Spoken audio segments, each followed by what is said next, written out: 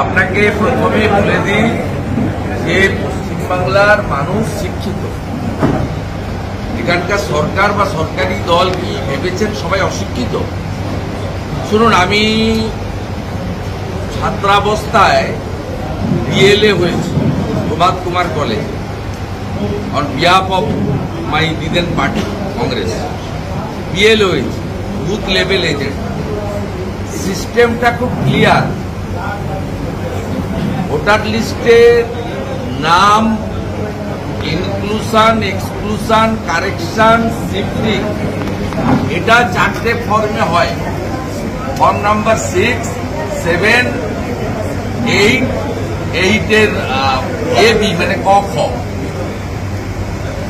এই ফর্ম জমা দেওয়ার জন্য বছরের একটা নির্দিষ্ট সময় নভেম্বর ডিসেম্বর মাসে স্যাটারডে সানডে 6টা বা 8টা উইকেন্ডে বিএলও বুথ লেভেল অফিসার যায়।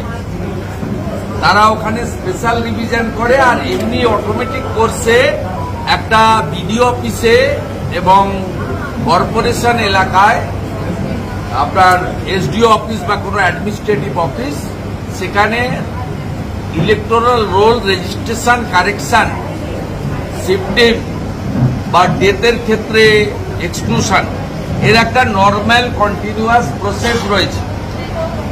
ইলেকটোরাল রোল রেজিস্ট্রেটিং অফিসার হচ্ছেন as per the norms district collector, মানে district magistrate. All district magistrate are control by the state government. এখানে পশ্চিমবঙ্গে আমি তো মনে করি যে সমস্ত দল মিলে এনআরসির দাবি করা উচিত। ভারতীয় নাগরিক হলেই তার ভোটার লিস্টে নাম উঠবে, আধার কার্ড থাকবে। এইটা করুন না, আসুন না সবাই মিলে বসে। উত্তরাখণ্ড করেছে, গুজরাট করেছে, অন্য স্টেট করছে, মহারাষ্ট্র স্টার্ট করেছে কাজ।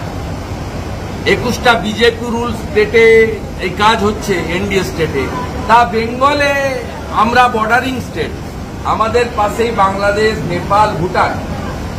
আমরা এনআরসি করে ভারতীয় নাগরিক আর ভারতীয় নাগরিক নয় চিহ্নিত করে দিই। আপনারা এগুলো না করে, আপনাকে আমি প্রশ্ন করি, 7 শেখ ভোট দিল কি করে?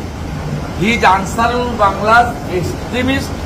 হি arrested from Hariharpara, Murshidabad, arrested by the STF Assam, not Bengal police. He casted his vote twice in Murshidabad. He is a resident of Bangladesh. বাংলাদেশের নাগরিক জঙ্গি, সে দুবার ভোট দেয় কি করে?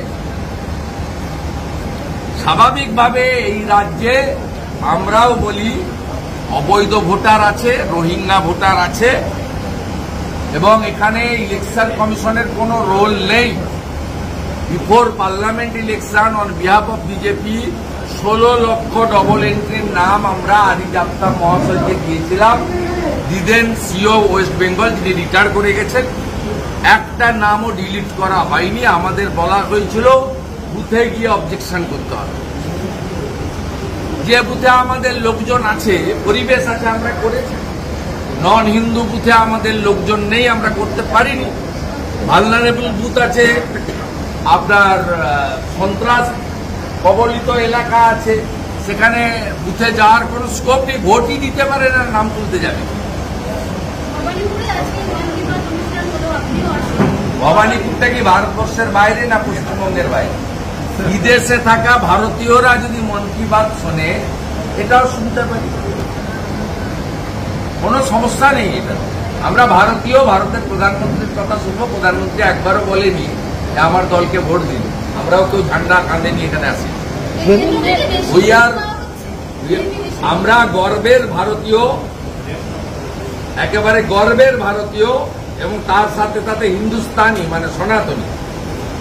আমরা আমাদের দেশের গর্বের প্রধানমন্ত্রী, যিনি বিশ্ব নেতা, তার মন কি বাত প্রত্যেকবার শুনি। আজকে এখানকার রেসিডেন্ট এবং আমার পলিটিক্যাল কলিগ যারা এখানকার আছেন, তারা কিছুজন আছেন, আমরা এখানে শুনলাম। তাপস রায় বলছেন শুভেন্দু অধিকারীর মত আমি 100% সমর্থন করি। তাপস দা সিনিয়র লিডার, হিন্দু বিষয় 11-12 বার এমএলএ, কাউন্সিলর, মিনিস্টার, পৌর চেয়ারম্যান, মেয়র ইন কাউন্সিল, এবং he is also very senior lawyer in Calcutta high court also.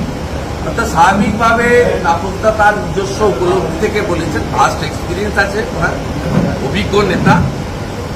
তো স্বাভাবিকভাবে উনি যেটা নিজে ঠিক করেছেন বলেছেন, তার কথার পরিপ্রেক্ষিতে আমাকে আরেকটা কথা বলতে হবে, এটা ঠিক নয়। এবং আমি যে জিনিসটা মেনটেন করি, আমার যারা পলিটিক্যাল কলিগ তারা যদি ভালো বলেন খারাপও বলেন, আমি আপনাদের কাছে স্কোপ দিই না, ভবিষ্যতেও দেব। আমার সিনিয়র কলিগ বা আমার জুনিয়র কলিগ বা আমার সমসাময়িক কলিগরা যদি কোনো ইস্যুতে কোনো কমেন্ট করে, সেই কমেন্ট নিয়ে যদি কিছু বলার থাকে আমি তাকে ডাইরেক্ট বলতে পারি, কারণ আমার কোনো পিএসসিএ নেই, আমার নিজের ফোন, আমি নিজে হ্যান্ডেল। মন্ডল পবিত্র জল নিয়ে একটা বিতর্ক তৈরি হয়েছে এবং বলা যায় যে সেকুলার তার একটা আতঙ্ক, ফালতু কথা। 60 কোটি লোক স্নান করেছে, আপনি নিজেও আমি নিজে ওখানে স্নান করেছি, এবং তারপরে 24 ঘন্টা পরে গতকাল সকালবেলা আবার স্নান করেছি। যারা তৃণমূলের তো 50 জন এমএলএ চুপচাপ স্নান করেছে। মুখ্যমন্ত্রী মৃত্যুকুম্ভ বলার পরে ক্যানিং এর এমএলএ স্নান করছে, ছবি ছেড়েছে। উত্তরপাড়ার এমএলএ স্নান করছে, ছবি ছেড়েছে। আপনাদের অনুভূতি আসবে না যারা যাননি, মিস করেছে। এখনো 3 দিন আছে, 16 তারিখ থেকে হিউজ ফ্লাইট দিয়ে দিয়েছে। সবার পসিবল নয় ইকোনমিক্যালি, যাদের পক্ষে ইকোনমিক্যালি পসিবল আপনারা যেতে পারেন। শুধু 26 তারিখটা মনে হয় হিউজ ক্রাউড হবে, ওটা একটু ওখানকার অ্যাডমিনিস্ট্রেশনের গাইডেন্সে যাওয়া ভালো। বাকি তো 2-3 দিন আপনি যেতেই পারেন, 24-25। 16 তারিখ থেকে হিউজ ফ্লাইট, আধ ঘন্টা অন্তর অন্তর সিভিল এভিয়েশন ফ্লাইট দিচ্ছে। কলকাতা থেকে তো আমি দেখলাম 12-14টা ফ্লাইট আছে, আধা ঘন্টা অন্তর। সুরেন্দ্র মন্ডল নিয়ে বিভিন্ন জায়গায় স্নান না করলে ভারত মা কি জিনিস, আর চোখের সামনে দাঁড়িয়ে ত্রিবেণীতে দেখে এসেছি। গঙ্গা মায়ের স্রোতের রং একরকম, যমুনা মায়ের স্রোতের রং একরকম, সরস্বতী মায়ের স্রোতের রং কেউ মেশাতে পারে। হর হর মহাদেব, মহাদেবের সৃষ্টি, ভারত মাতার এই জিনিস। আপনার সুস্বাস্থ্যের নতুন দিশা ভারতী হেলথ কেয়ার ও ডায়াগনস্টিক সেন্টার। শ্যামনগরে অবস্থিত ভারতী হেলথ কেয়ার ও ডায়াগনস্টিক সেন্টারে আপনারা পাবেন অভিজ্ঞ রেডিওলজিস্ট দ্বারা 4D ultrasonography, 4D peripheral ultrasonography, 4D pregnancy ultrasonography, 4D TVS আলট্রাসোনোগ্রাফির সুবিধে। এছাড়াও থাকছে অভিজ্ঞ ডিএম কার্ডিওলজিস্ট দ্বারা ইকো কার্ডিওগ্রাফির সুবর্ণ সুযোগ। পাশাপাশি থাকছে ইসিজি, ইইজি, পিএফটি, এমসিভি, ইএমজির সুবন্দোবস্ত। এছাড়াও থাকছে ডিজিটাল এক্সরের সুবিধাও। ঠিকানা ভারতী হেলথ কেয়ার ও diagnostic centre, Shubhakali apartment 2, first floor, east Ghoshpara road, Shyamnagar. থাকছে অভিজ্ঞ চিকিৎসকদের পরামর্শ।